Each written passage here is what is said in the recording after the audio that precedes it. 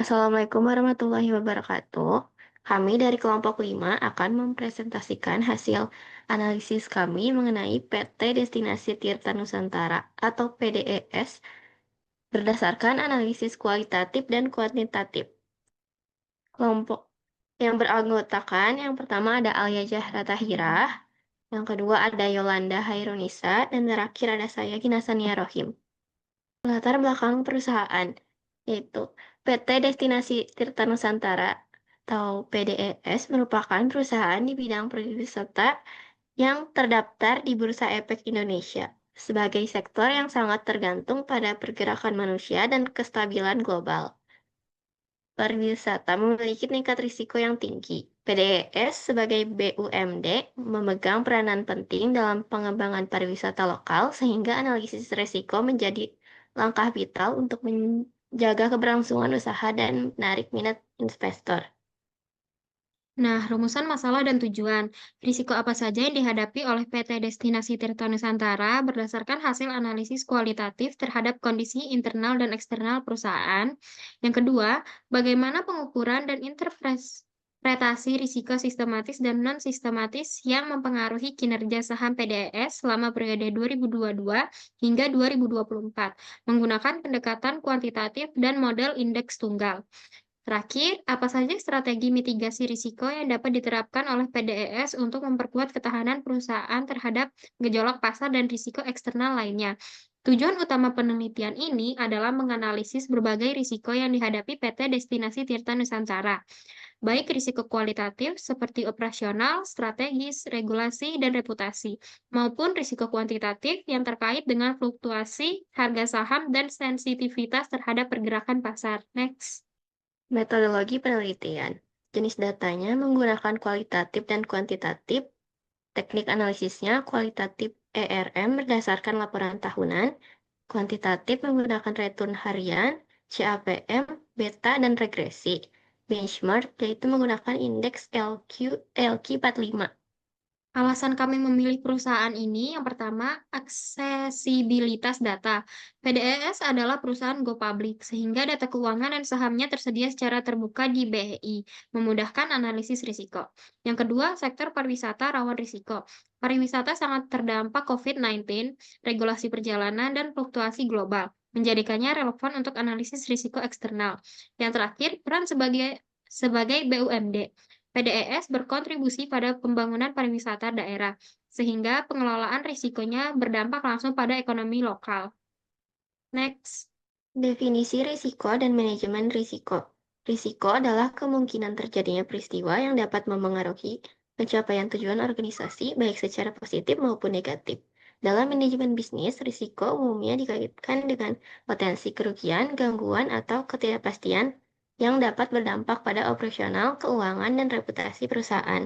Sementara manajemen risiko merupakan proses sistematis untuk mengidentifikasi, menganalisis, mengevaluasi, dan mengendalikan risiko.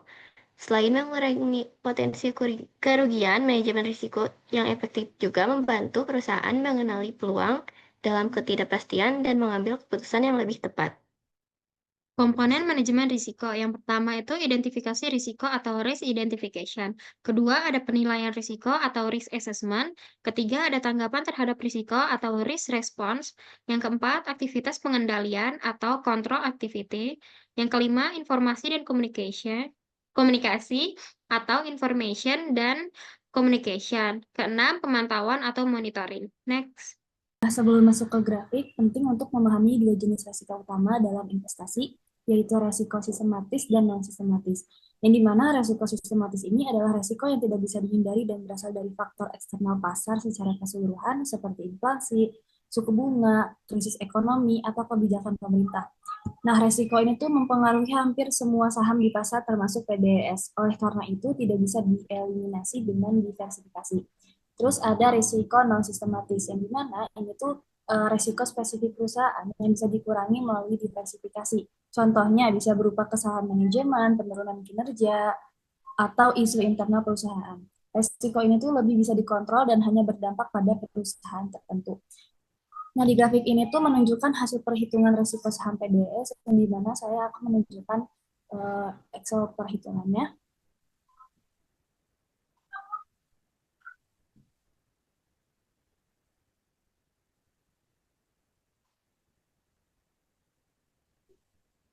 Nah, jadi di grafik yang tadi itu menunjukkan perbandingan resiko sistematis dan non-sistematis pada saham PDS selama 3 tahun. Jadi di tahun 2022, resiko sistematis itu berada di angka 19,68. Terus di non-sistematis itu ada 13,12, 2023 ada 21,64%, sistematis 14,42%, 2024 sistematisnya 17,98%, dan non-sistematis dari 2024 itu 11,99%. Yang dimana total resiko dalam 3 tahun ini tuh ada 32,16%. Nah, resiko sistematis dan non sistematis ini didapetin dari return bulanan, yang dimana kita nyari data ini di investing, terus kita cari return bulanannya. Setelah kita cari, kita melakukan standar deviasi. Makanya di sini kita bisa nyari resiko sistematis dan non sistematis.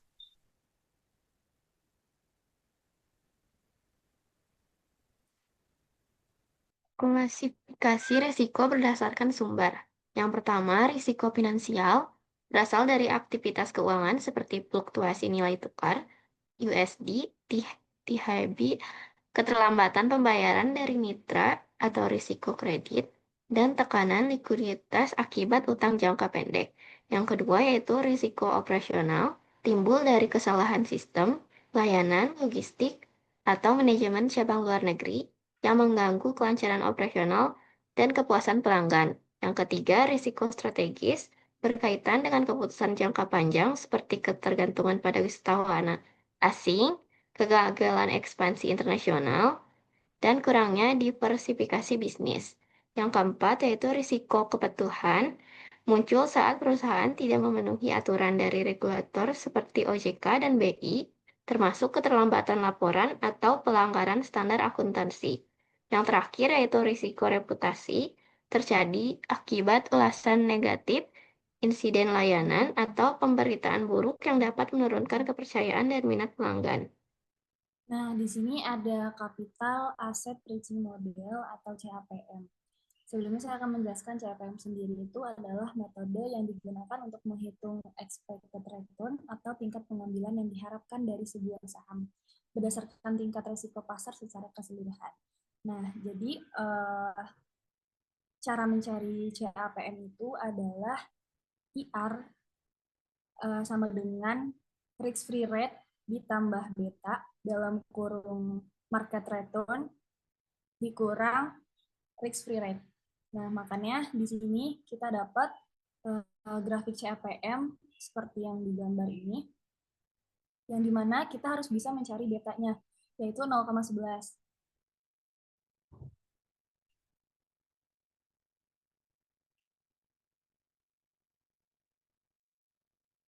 Nah, gimana sih cara nyari beta? Cara nyari beta itu adalah yang pertama kita cari dulu return LQ45-nya berapa dan return saham dari PDS-nya berapa. Nah, di return LQ45 ini kita ngambil dari kode JKLQ45 yang dimana itu tuh perusahaan-perusahaan besar yang di Jakarta. Makanya untuk mencari LQ45 kita benchmark sama JKLQ45. Jadi PDS ini benchmark sama indeks pasar dari JKLQ 45. Terus setelah return LQ45-nya udah ketemu, digabungin sama return saham PDS. Nah, ini return LQ45. Kita di sini nyari return LQ45 tuh dari 2024 sampai 2022. Jadi dalam 3 tahun. Nah, untuk mencari rata-rata return LQ45-nya itu kita di average dikali 252. Kenapa 252? Karena 252 itu merupakan hari perdagangan. Yang dimana tadinya 365 dalam setahun, kita kurangin sama hari-hari weekend kayak gitu. Terus kita cari return saham. Sama di average juga. Dan semua ini datanya kita dapetin dari investing. Nah, setelah itu nyari betanya adalah di swap. Di swapnya itu adalah yang dimana return LQ45 dibarengin sama return saham PDS, jadi hasilnya betanya adalah 0,11.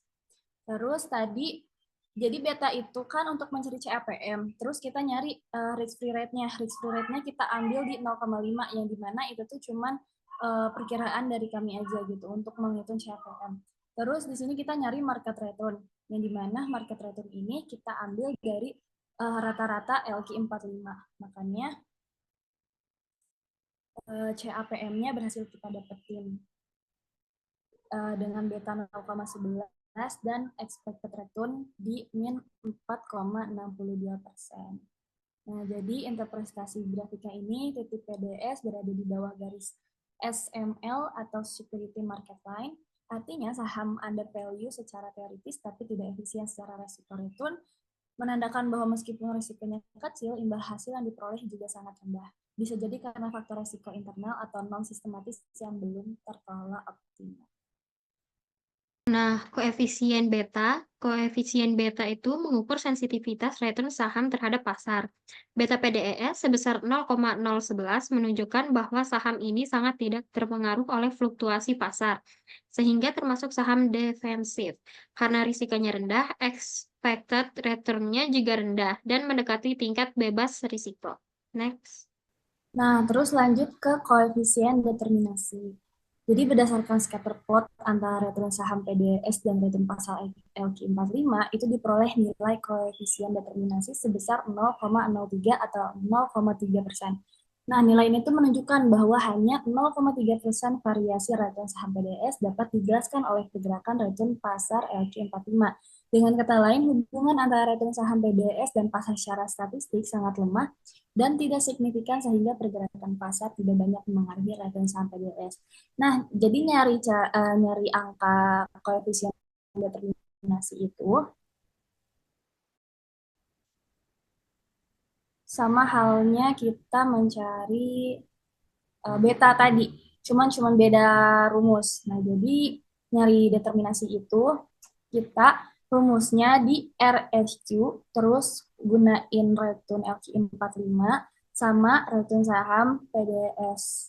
Jadi untuk mencari beta dan si determinasi ini adalah mencari return LQ45 dan return saham PDS, jadi cuma beda di rumus aja. Kalau beta tadi di slope, terus kalau di determinasi itu di RSQ.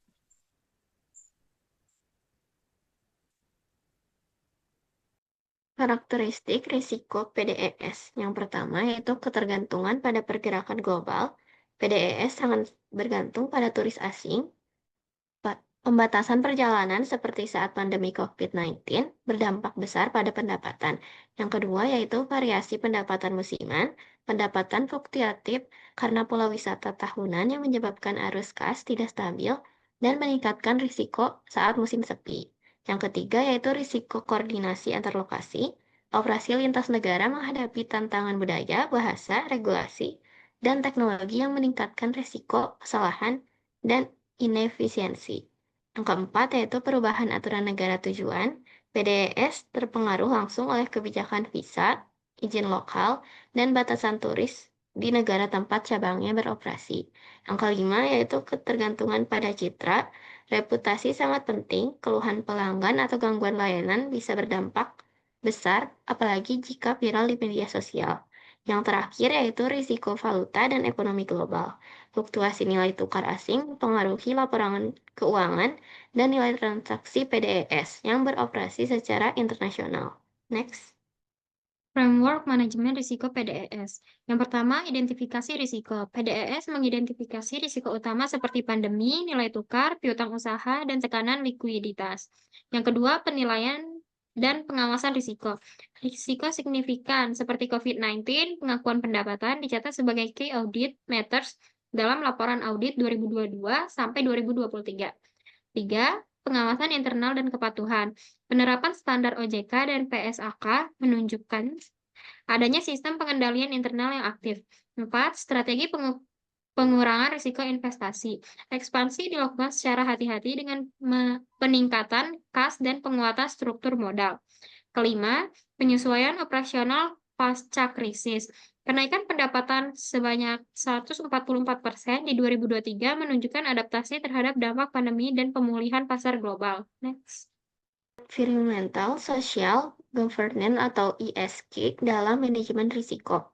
PDES mengadopsi kerangka environmental, sosial, dan governance sebagai bagian dari strategi bisnis dan pengelolaan risiko di industri pariwisata yang rentan terhadap isu keberlanjutan. Environmental yaitu risiko kerusakan lingkungan di lokasi wisata diantisipasi melalui kolaborasi ramah lingkungan dan edukasi wisatawan. Yang kedua, sosial. PDS menjalin hubungan dengan komunitas lokal untuk mencegah konflik sosial dan mendorong pemberdayaan ekonomi serta pelestarian budaya. Governance yaitu tata kelola yang transparan dan akuntabel, mengurangi risiko reputasi dan hukum, mendukung kepatuhan pada prinsip GCG. Integrasi ESG merupakan daya tahan bisnis dan meningkatkan kepercayaan pemangku kepentingan terhadap keberlanjutan operasional PES. Ini juga ada visualisasinya. Sosial pemberdayaan masyarakat lokal, pelestarian budaya, environmentalnya perlindungan ekosistem wisata keberlanjutan, governance-nya transparansi, kepatuhan, GCG. Next.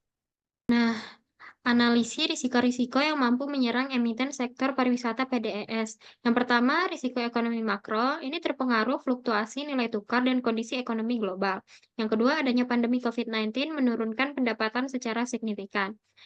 Yang kedua, ada risiko operasional. Di sini pendapatan musiman menyebabkan aliran kas tidak stabil dan tantangan pengelolaan cabang internasional dengan budaya dan regulasi berbeda.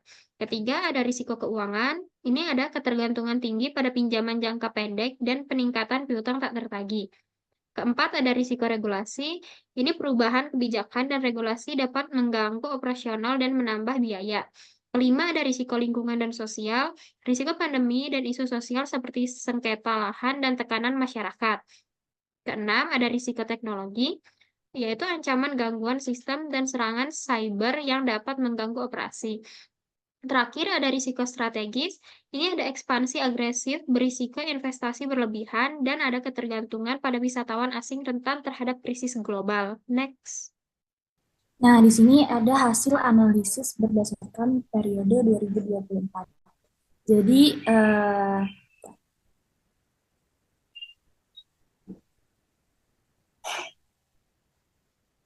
di hasil analisis berdasarkan periode ini di tahun 2022, standar deviasinya itu adalah 6,70%, di 2023 itu 7,54%, dan di 2024 itu 6,69%. Yang dimana sistematis dari 2022 ini adalah 4,02%, non sistematisnya 2,68%. Terus di 2023 sistematisnya 4,52%, non sistematisnya 3,02%. Di 2024 sistematisnya 4,01% dan non sistematisnya 2,68%.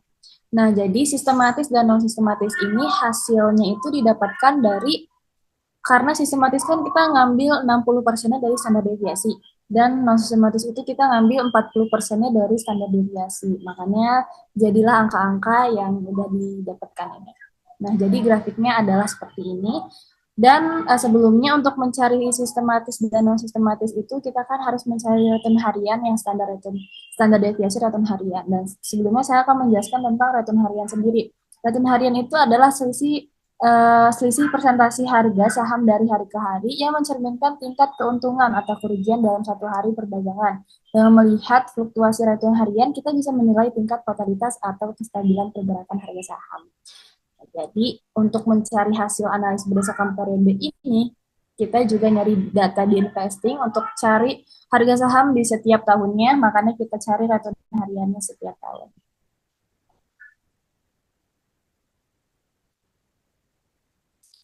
Nah, selanjutnya kita ke analisis harga saham harian.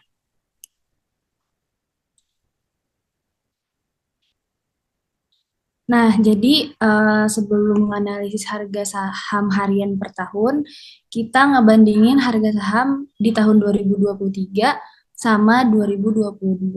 Jadi di grafik ini, itu tuh ngebandingin pergerakan harga saham harian PT Destinasi Tirta Nusantara pada tahun 2022 dan 2023.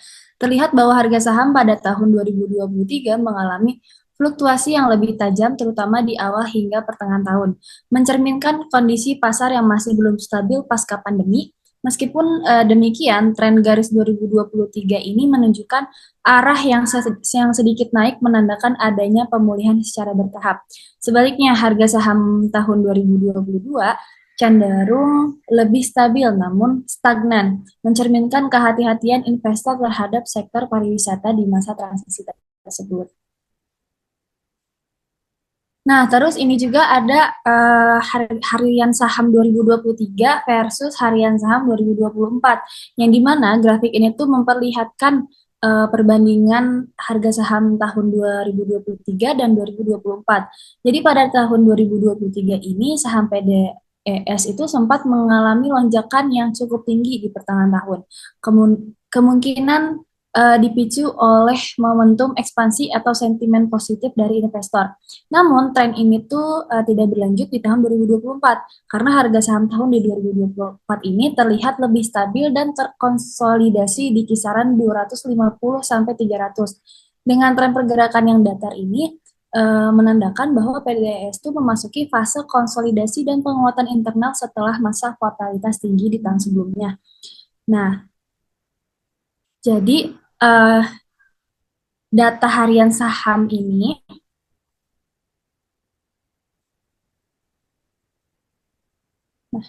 jadi ini harian saham di bagian kolom price. Ini kita dapat datanya lagi-lagi dari investing. Ini di 2022, terus ini di 2023. Nah, terus ini 2024. Nah, jadi setiap harian saham dari tahun 2022 sampai 2024, kita buat 3 kolom seperti ini, biar kita bisa tahu grafiknya tuh gimana gitu. Nah, terus lanjut.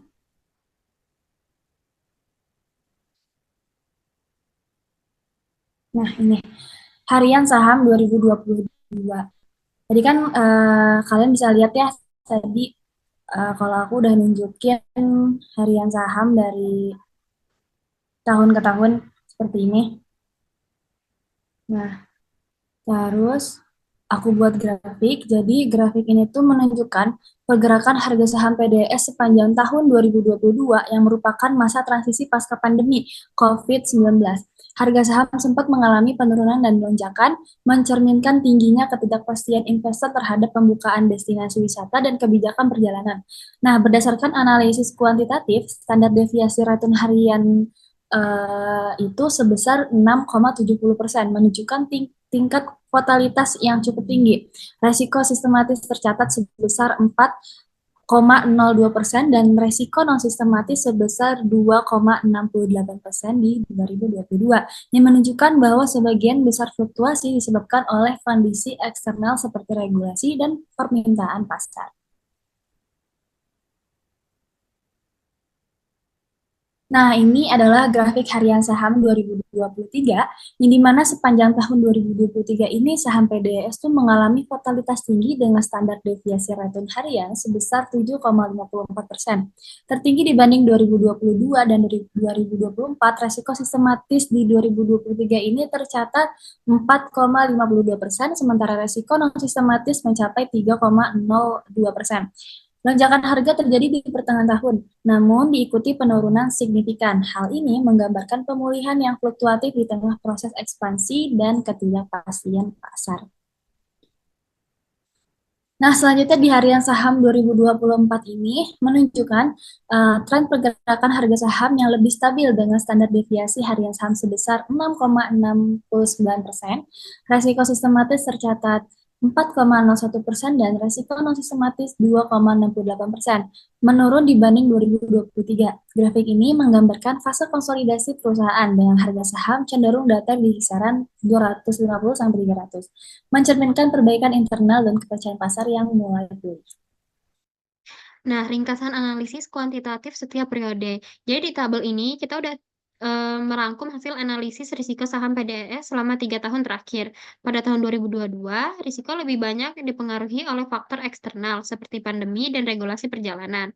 Di tahun 2023 menunjukkan peningkatan risiko, baik sistematis maupun non-sistematis, dengan total risiko mencapai 6,99%.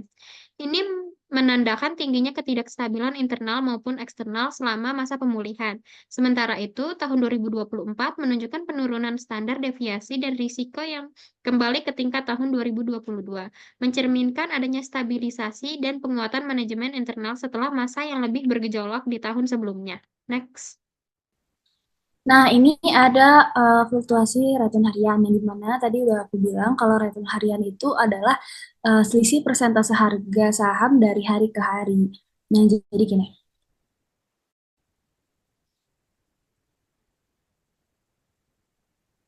Jadi, cara mencari return harian itu adalah harga hari ini dikurang harga sebelumnya dibagi harga sebelumnya. Jadi harga hari ini dikurang harga sebelumnya dibagi harga sebelumnya. Jadi 306 dikurang 310 dibagi 310.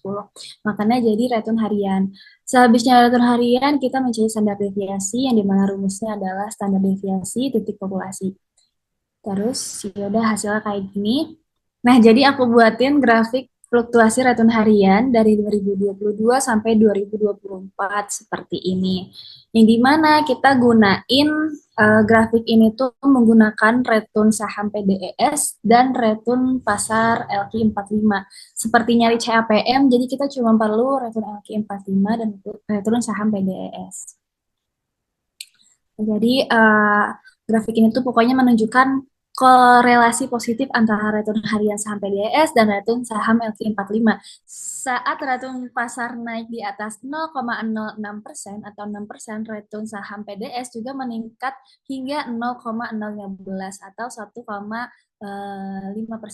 Nah, namun pada kondisi pasar negatif, return PDS tetap mampu positif di beberapa titik. Pola ini mencerminkan bahwa saham PDS memiliki beta rendah dan meskipun hanya sekitar 4,52% resiko sistematis di 2023 dan 4,01% di 2024, pengaruh pasar tetap ada tapi tidak dominan.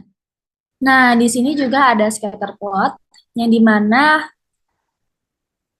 scatter plot ini kita dapetin dari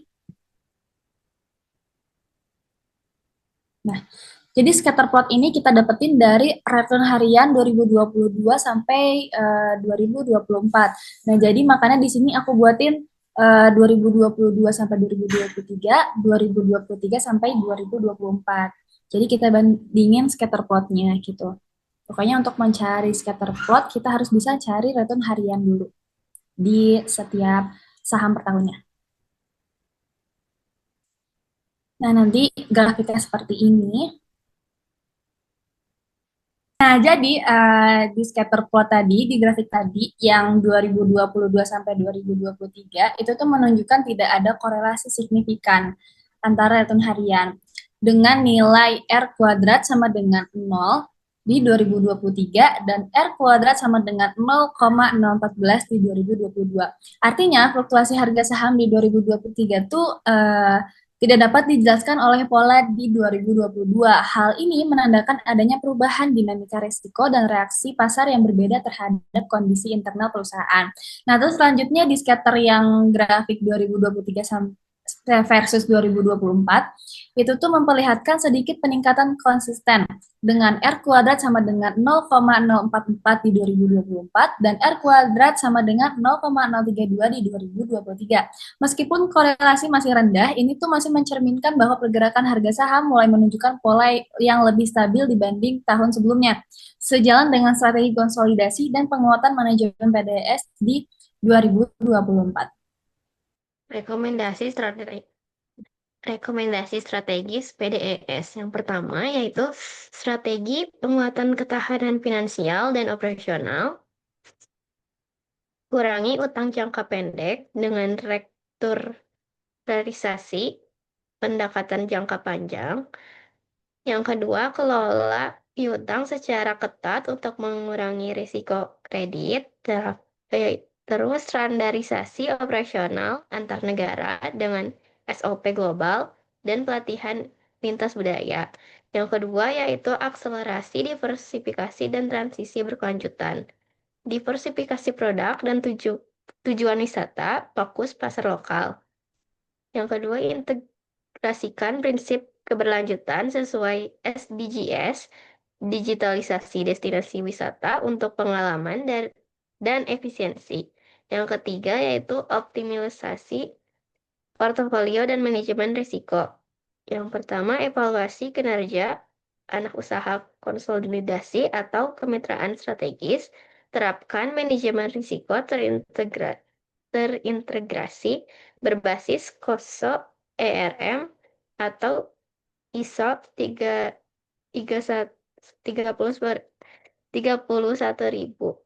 Perkuat divisi manajemen risiko internal. Yang keempat, penguatan tata kelola dan stakeholder engagement.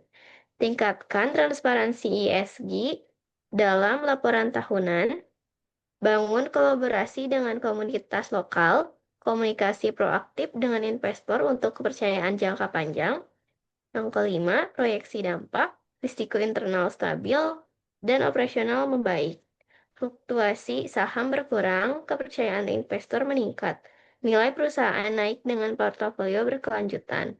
Ketahanan lebih baik menghadapi krisis global.